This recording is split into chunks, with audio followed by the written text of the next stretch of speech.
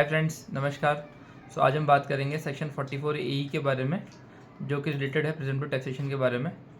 तो लास्ट भी हमने 44 ए बात किया था, जो भी ऑल्सो भी प्रेजेंटिव टैक्सेशन के बारे में बात करता है। 44 A related to all the businesses, but 44 A बात करता है for the specified business like plying, hiring and leasing of the vehicles.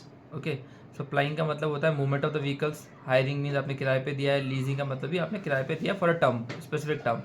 Okay, so ये सेक्शन इसके बारे में बात करता है। और यदि आप इस बिज़नेस में इन्वॉल्व हैं, क्योंकि ये स्मॉल बिजनेस से रिलेट करता है, सो इसमें आप 10 व्हीकल से ज़्यादा की लिमिट है आपकी, 10 व्हीकल से ज़्यादा कैरी नहीं कर सकते।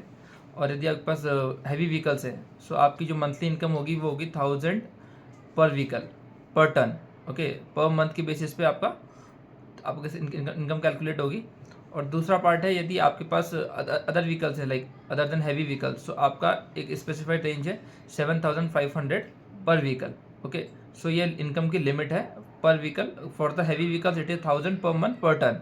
Okay, and for the other vehicles it is 7500 per vehicle.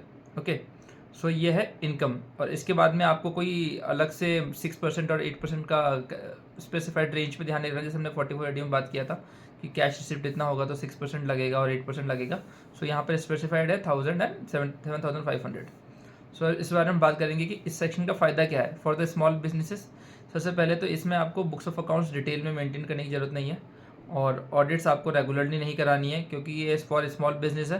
तो इसलिए आपको इसमें एग्जाम्शन मिल जाती है for key detail books of accounts and the audit.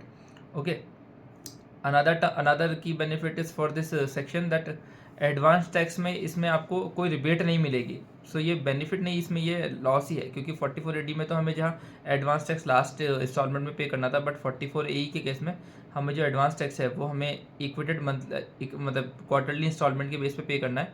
Like साल में 4 इंस्टॉलमेंट होती है एडवांस टैक्स की, सो हमें 4 इंस्टॉलमेंट में एडवांस टैक्स पे करना है। ऐसा नहीं कि आप लास्ट मंथ में पे कर रहे हैं और मार्च में पे कर रहे हैं, तो that will not suffice your. One more provision जिसका हमें ध्यान रखना है इस सेक्शन में, यदि आप पार्टनरशिप में और बिजनेस में इन्वॉल्व हैं, तो आप सैलरी और इंटरेस्ट का क्लेम कर सकते हैं डिडक्शन। लाइक अगर आपके पास इनकम है तो इनकम में से आप सैलरी और इंटरेस्ट माइनस कर सकते हैं इस इनकम से, जो 1000 और 7500 की जो लिमिट है। उसके अलावा same in section 44 AD as well. And if you need any other question, if you have any other questions from this topic, let me know in the comment section. Thank you, stay tuned, bye.